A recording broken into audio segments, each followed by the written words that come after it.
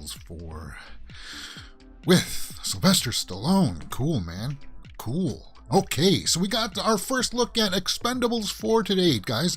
And it comes from us at a little stage mock-up that they had going out there at CinemaCon that comes out this week, where they celebrate a bunch of movies. We know about that stuff. And you're watching Mirror Domain's Movie News, your place for entertainment headlines. You know how this works, guys. If you're in the live chat, I'll talk with you in between the topics.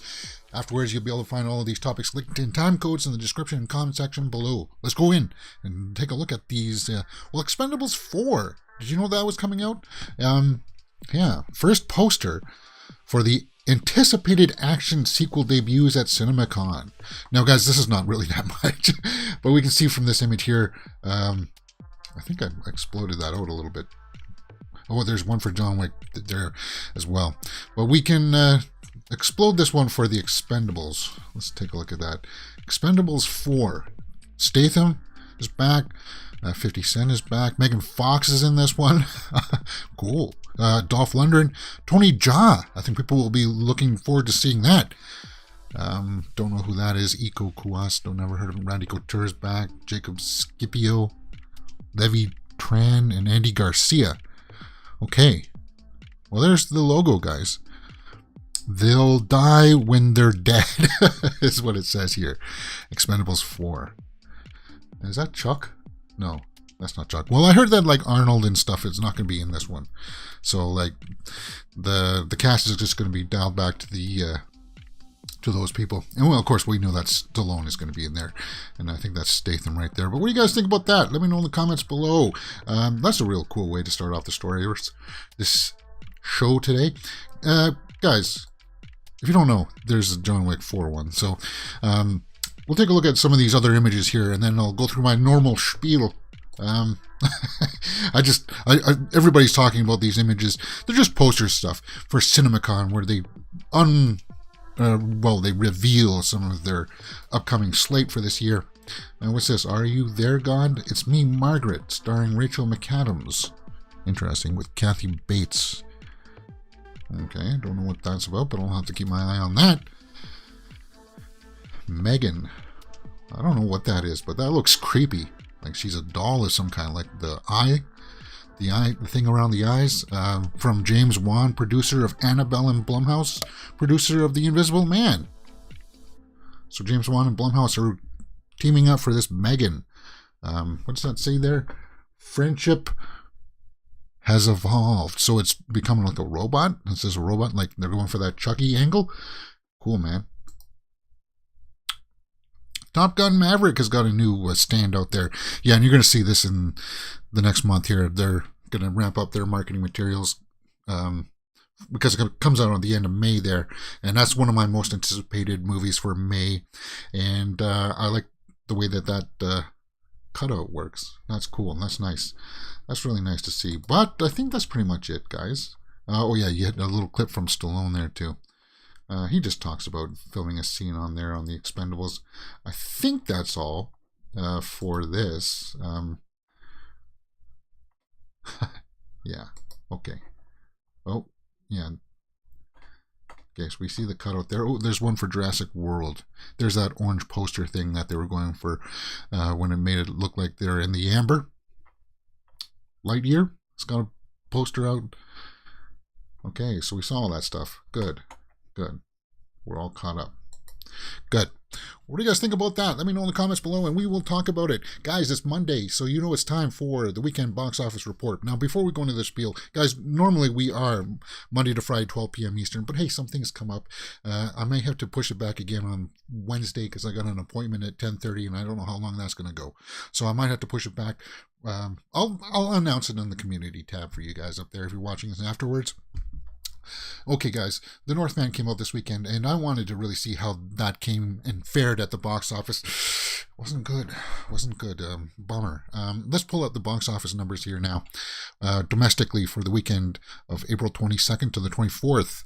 Number 1 was The Bad Guys. Number 2 was Sonic the Hedgehog 2. And number 3 was Fantastic Beasts, The Secret of Dumbledore. And number 4 was The Northman. And number 5 was The Unbearable Weight of Massive Talent. That's that new Nicolas Cage movie. Okay, so The Northman came in at 12 million. Oh, bummer, man. Bummer. But let's take a look at the international numbers. Okay, so it almost made that as well in the international markets. Here's the thing about The Northman, guys. I really loved this movie. I thought it was fantastic. It was beautifully shot.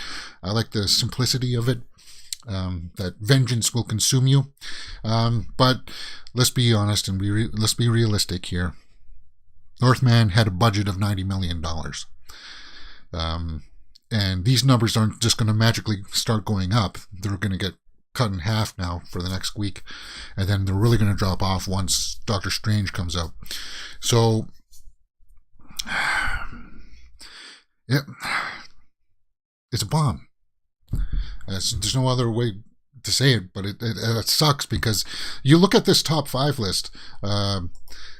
Number 1 was an original movie, but number 2 and 3 were sequels, and they beat out the Northman and Unbearable Weight of Massive Talent, which you all heard good buzz.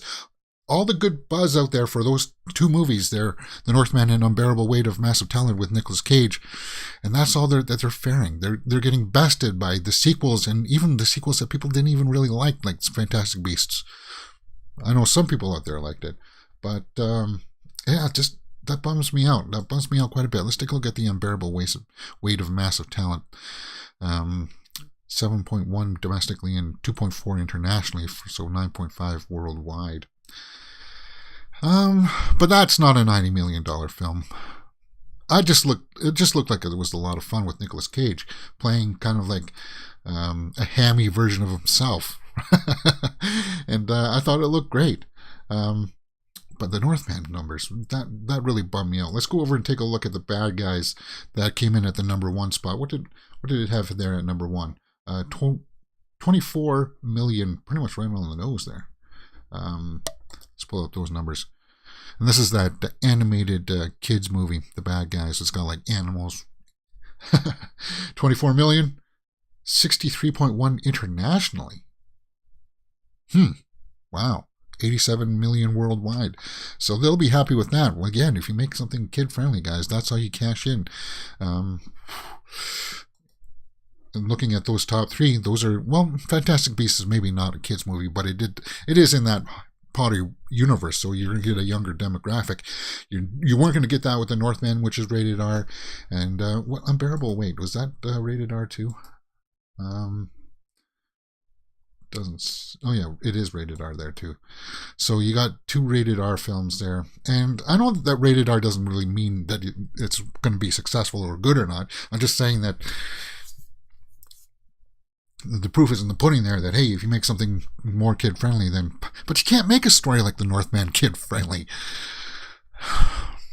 It just bums me out, because then people complain that you don't have all of these original movies coming out anymore, and I don't recognize any of these other movies here on the list. But that's the way that the weekend's box office numbers have panned out this week, and it just bums me out. What do you guys think? Let me know in the comments below, and we will talk about it. Hopefully, the Northman can hang in there for a couple of weeks, getting in the 4th and 5th spot there.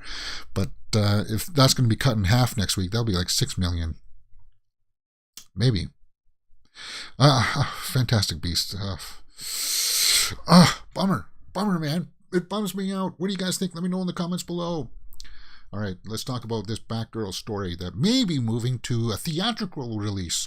Batgirl was being listed and touted as something that will go straight to HBO Max. But I guess there's some reports coming out from a number of sources here. I just got one article pulled up here on Screen Rant.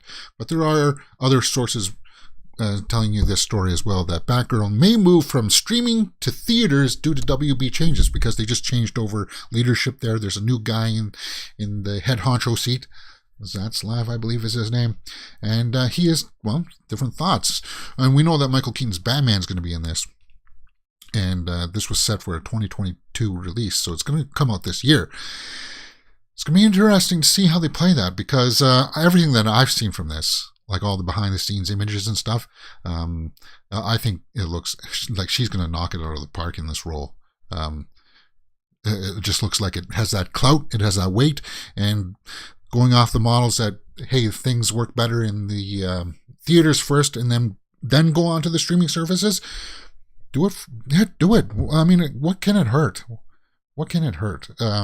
Putting it in the theater, because that means you're going to have a chance at a bigger slice of the pie coming back at you, right? Because then you got,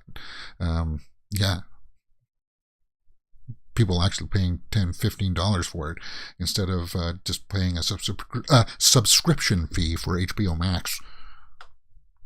I'll keep my eye on this, and once I get some more concrete information, more something that really says, yes, they're going to put it in the theater, I think it's the right move. What do you guys think? Let me know in the comments below, and we will talk about it. Let's keep on with this Batman. We got a couple of Batman stories here we're going to talk about. I pulled this article from Screen Rant as well. They had some concept art of what the Penguin was going to look like. Just a quick little glance here as Colin Farrell, without any kind of makeup on. Like, they did a couple of designs with just him as looking like himself. I'm glad that I'm not glad, but I'm just like, I thought it was really innovative for him to go and have all those prosthetics put on and make him look totally not like Colin Farrell, because he definitely looks like Colin Farrell there.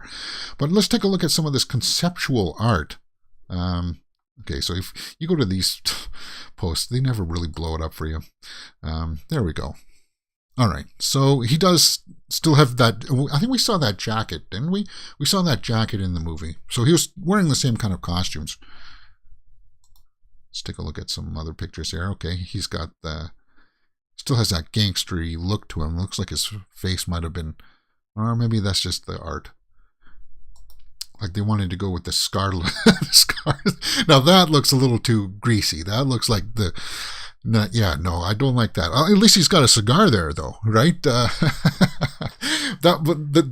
greased haired look. I used to wear that for years, but that one doesn't work for me. The yellow suit doesn't work for me either. Okay, that one is a little bit more dialed back. Once again, a little bit with the greased look. Yeah, but that was some conceptual art there, guys. What do you think about those? Let me know in the comments below. I just thought that was like, because it's coming out on the 4K and they're going to have all of these documentaries and all of this kind of stuff coming out for it.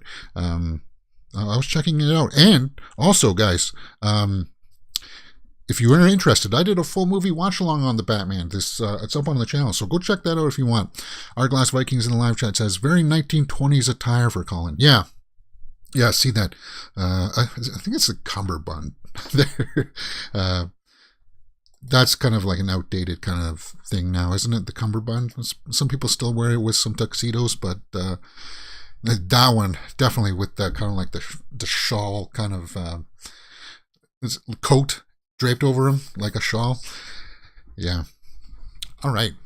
Let's continue on with this old Batman video. What's this all about? Well, guys, if you don't know who the Corridor Crew are, they do these visual effects shows on YouTube, and I like to watch their stuff every now and then. And they did this video of, they took Adam West's Batman, and they made a teaser. They put him in the new Batman. Robert Pattinson's Batman. And I implore you guys, for a good laugh, go check it out, because you can see here what they were trying to do here. You can see that they'll put side by side Gordon, and then they put in the Adam West Batman. And I'm not going to play the entire trailer, but we can take a look at just some of the snapshots just because I don't want... Yeah, they put in the old Penguin as well. They did a shot of the car here that looked pretty good. Instead of him fighting in the club, it's him dancing in the club. It's weird, though. They put in the other actors, but they didn't replace Zoe Kravitz. But go check out this. Cummerbunds are for weddings, Artglass says. Yeah.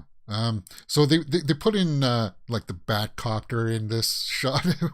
And Robin comes in, and I guess he's like jumping around, and it's good for a laugh. I want to show you that part with the Batmobile though, because that actually looked like it's pretty good. Like they married in the visual effects. There's Burgess Meredith there as the Penguin. Like when it comes through the fire, and you can tell like it's that old school Batmobile. That looks not that bad. Yeah, so go over and check that out on Corridor Crew's channel there, the Batman, but with Goofy Batman, Corridor. And they do all these visual effects, stuntman breakdown videos and stuff. And it's nice for a little watch, and definitely, I felt like that was just, I was like, what? You did what? And yeah, it's just them having fun. So go check that out if you want. It caught my attention, so I figured, yeah, put that in the old rundown. All right, let's go and take a look at the Obi-Wan Kenobi Loki series here. We got a couple stories with the Obi-Wan. We got some new pictures that we can take a look at from the Inquisitor, and it was also announced that the Loki, the guy who did the score for Loki series, is going to be doing Obi-Wan. Now we know that John Williams is coming back to do the theme for Obi-Wan, but he's not going to do the entire score. This guy from Loki is, and I got no problem with that. The score for Loki was fine. Natalie Holt, cool.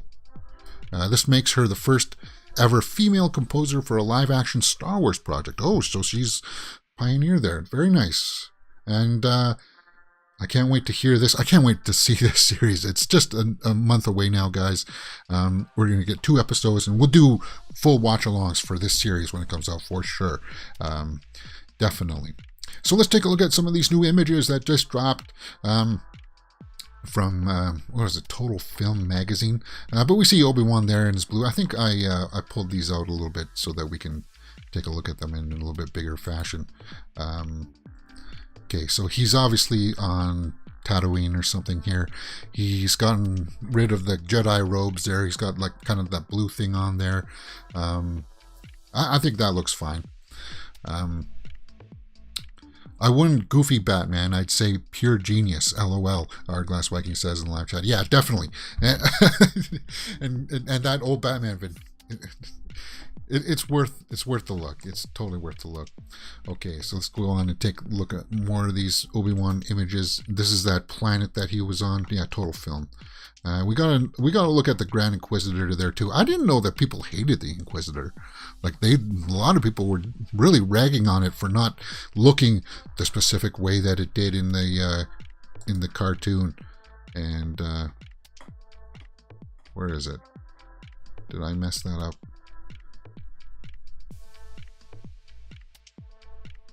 Did I mess that up? Okay, well there is another image of the Inquisitor that I guess I must have closed, but it's just him standing there with holding that round lightsaber thing, and maybe I can pull that up here on the side quickly. New Grand Inquisitor.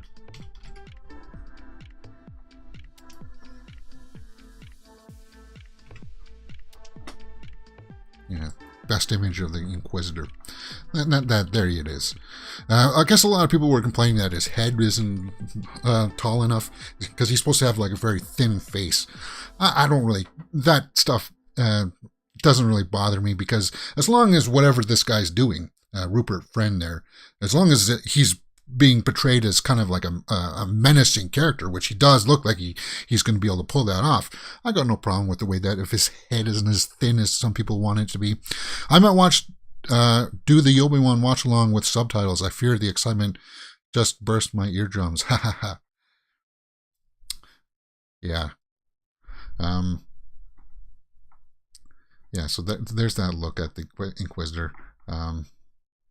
And to see him in action, I think it's going to be, because these guys were trained by Darth Vader to hunt down Force users, right? So apparently, and Darth Vader is actually very cruel to them, from what I understand, is that if they drop the ball in a little bit, then it's pretty much going to cost them their lives if they mess up.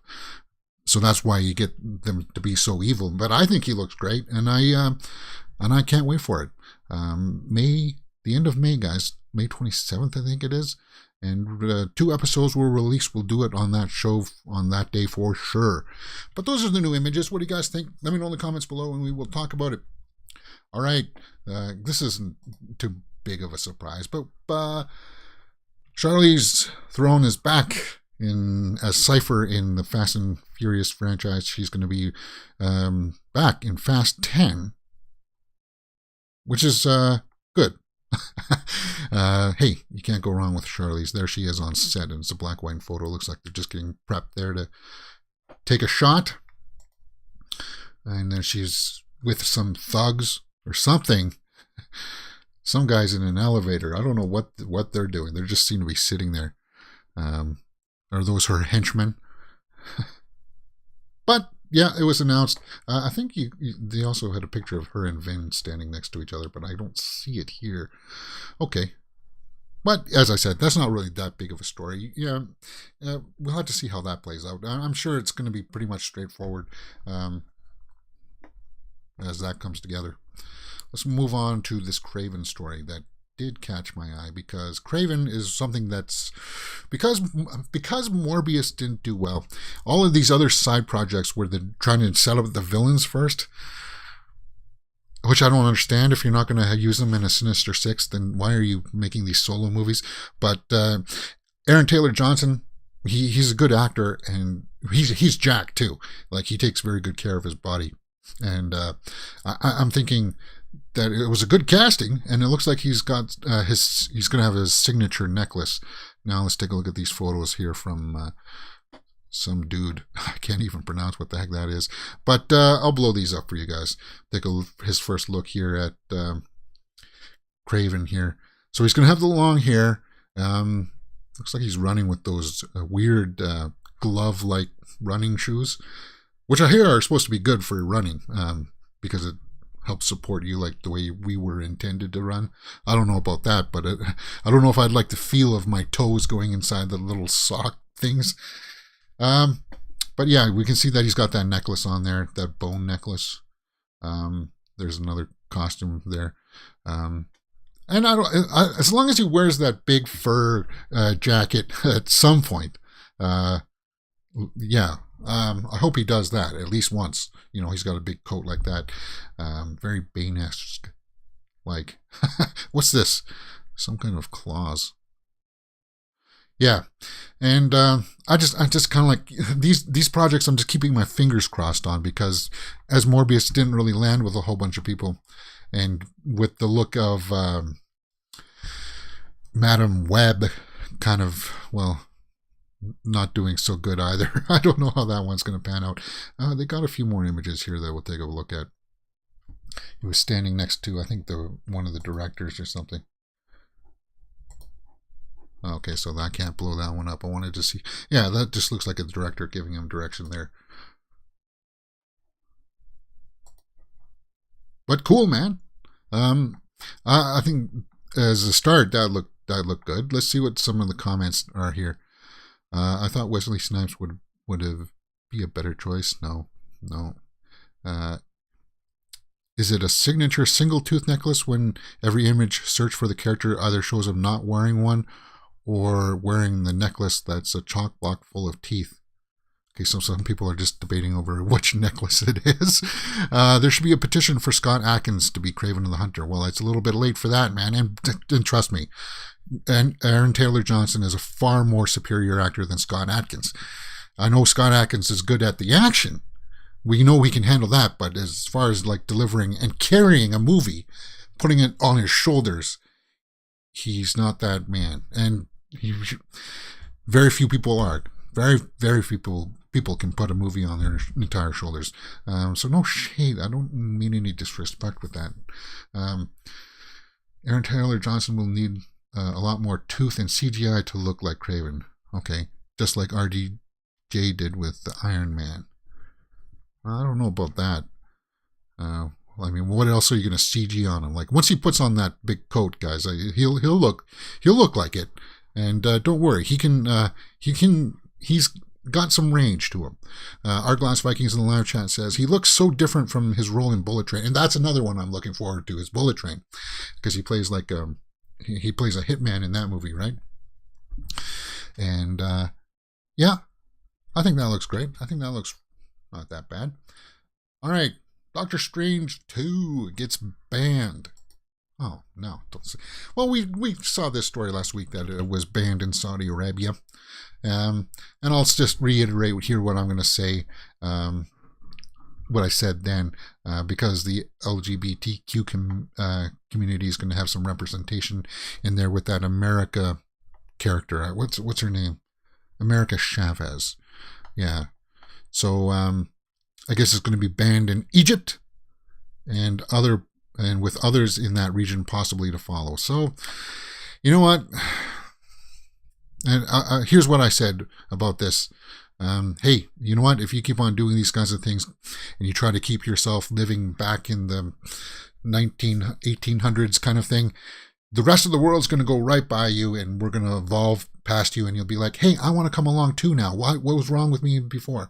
It's just going to happen. The whole world's just going to go right by these countries, and everybody will be just like, why do we even want to live there if you're not even going to bring in the new stuff, right?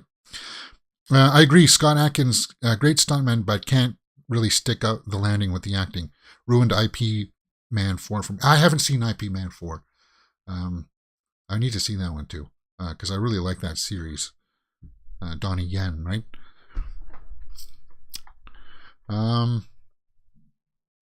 So, if you want to take a look at the comment section for this, you're probably going to get a lot of bigotry in here. The issue with Hollywood will be frequently that they do this. They like throwing them in, and yeah, I'm not going to read some of this stuff. This is where like the real that's where the real ugliness comes out in the comment sections for videos and stories like this. I just don't like to read that stuff. I'll just leave it as it is. All right, guys, let's round out the show today. We got one quick little story here I wanted to highlight, and we're going to do a trailer reaction to this when it comes out tomorrow, I believe it's said. Unit 234 Isabel Fuhrman stars in cat and mouse thriller by Andy Tennant. Now, for some reason on Joe Blow, because you don't have the trailer. The trailer's not out yet. It comes out tomorrow, I believe. They put on a trailer for something else that's not Unit 234. But the synopsis caught my eye, so let me read this here. Laurie Saltaire, who discovers the comatose man Clayton in Unit 234 of her family storage facility while working the night shift alone. What transpires is a thrill ride of cat and mouse game for Laurie and Clayton to survive the night. So she finds somebody living in the box, right? In the storage box. But Isabel Fuhrman, she was in The Orphan. Was it The Orphan? Was that the one where she's like the younger girl? Right?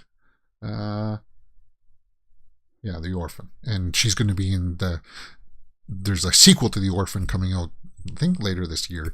She's going to be in it. Really creepy. But I like the sound of that. She finds some guy living in the box, and then they have a game of wits there throughout the night. And I'll keep my eye out for that. I forgot to put that in the show notes, but that's pretty much that story. And let's round out the day. Let's round out the day by talking about this. Now, I am a huge fan of the Jaws series. I even like number 3, and I do have an appreciation for number 4. Mostly because of Mario Van Peebles. But apparently there was a scrapped version of Jaws where they were going to try to make it like the Meg. And I was like, wait a minute, what? Like the opening scene for it was going to be apparently this girl, like in the first Jaws movie, was going to be chased by a great white shark in the opening. And then the Meg was going to come out of the water and bite that shark in half. And then that would have been like the opening scene for Jaws 4. Obviously, they didn't have the budget or have the capability of doing it back then. But that seemed like it would have been an interesting way to start a Jaws 4. I felt like, hey, I have an appreciation for this franchise, as silly as that the number 4 is, with how unrealistic the shark looked too. You can see it in some of the shots that it was really, you could see like the track that it was on in the water. That's how bad that movie was. But just reading that synopsis, sounds like a mashup of Point Break and The Meg. Interesting. So there was going to be some like crime aspect to it. This is up on Screen Rant over there, guys. And if you are interested about that, I'd go over and give it a quick little read. Obviously, it morphed into this story about the shark following them down to the Bahamas, but, well, we all know how that turned out. And you know what's funny about this is that it also had Michael Caine in it. And apparently Michael Caine, he never even watched the movie after it was done. He knew that it was not that great of a film. But you know what? That's another reason why I like Jaws 4 is because of Michael Caine. He added a certain hamminess to his character. Hoagie, right? He played Hoagie. I like that. That was just a fun little story there that I thought we could add on there. Okay, so guys, tomorrow we'll be back at 12 p.m. Eastern here on the channel, and then we'll probably do a watch along of some kind tomorrow as well. And we'll just play it by ear for how Wednesday goes. It's just, hey, sometimes I got plans that come up that just happen just like that, and I'm like, I can't, I got to deal with that. It happens.